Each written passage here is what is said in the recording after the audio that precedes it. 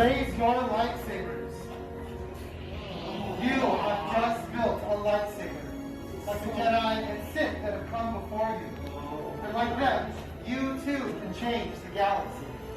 Remember, it only takes a spark. So raise them high, raise them down.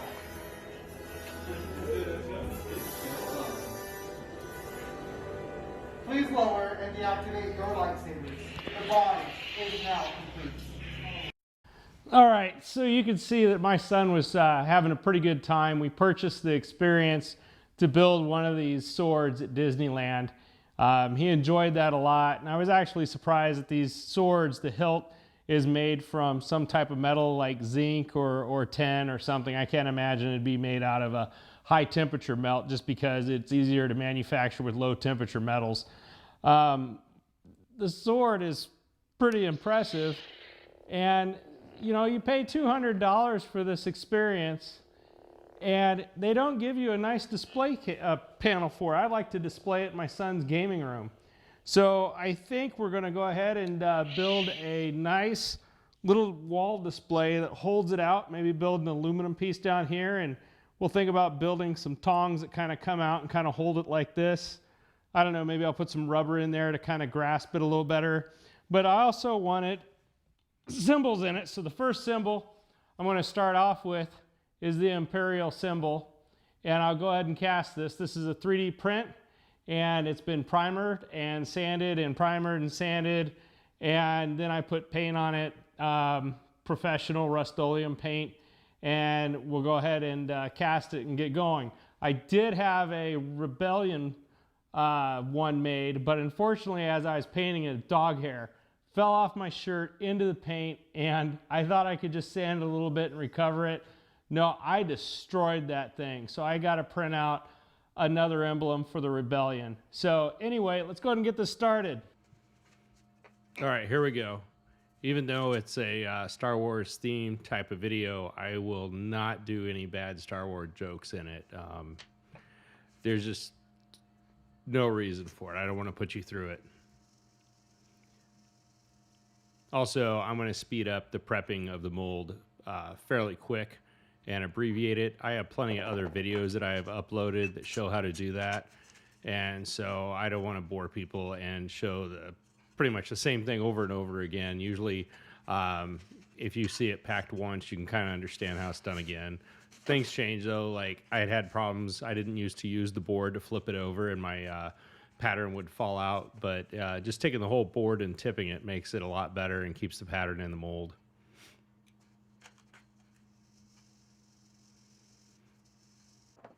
Again, not much to see there. I'm just filling up the flask with sand and packing it down.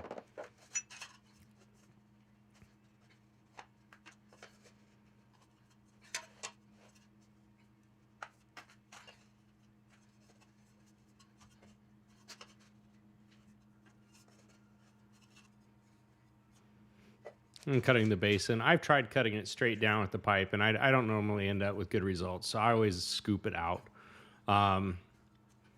It still flows the same. It still goes down the channel and flows right down the tapered sprue that I'm putting in.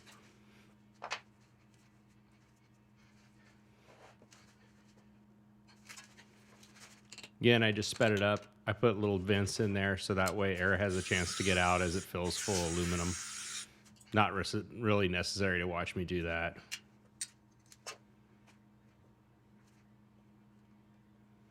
Just putting another air vent in.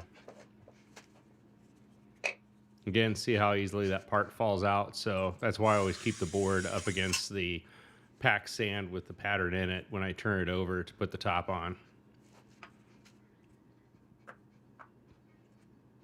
And it's ready to go.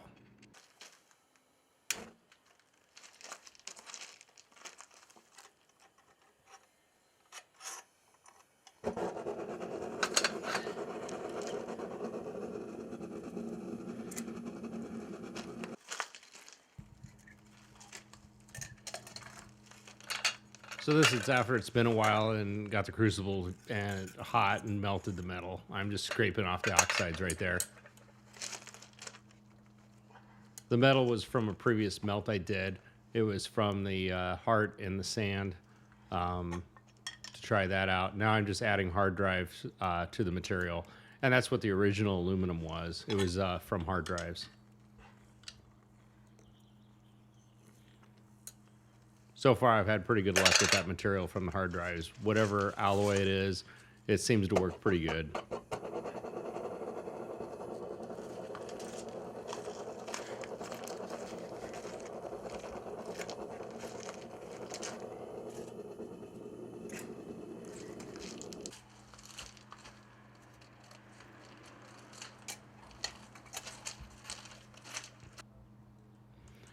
I'm taking the temperature right now. It's probably about at 1450 or so. I normally pour a little closer to 1400, but by the time I get the crucible out and the camera is set up for the next shot to be a little closer in on the pour, it cools off to about just slightly above 1400 degrees Fahrenheit. Again, just scraping more oxide out. Last thing I want to do is pour oxide into the mold.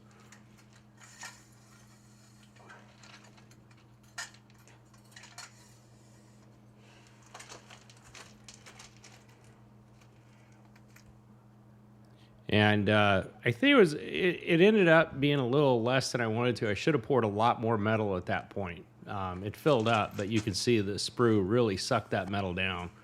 All right, here we go for the big reveal.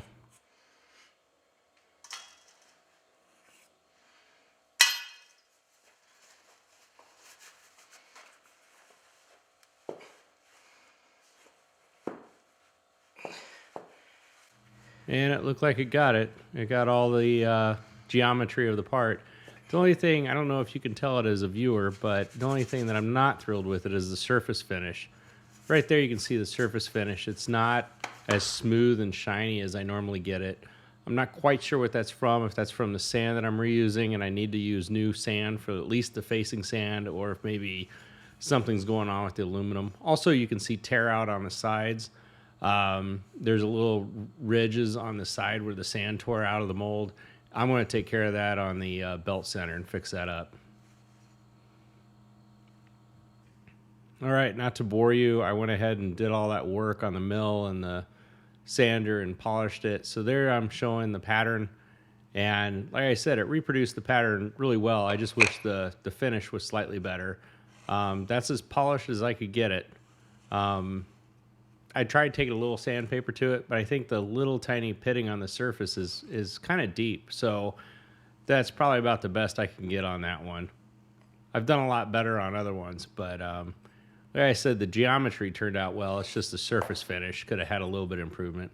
There's the back side, just belt sanded it flat after I machined it off on the mill. You can also see the sides are like really smooth. I did those on the belt sander.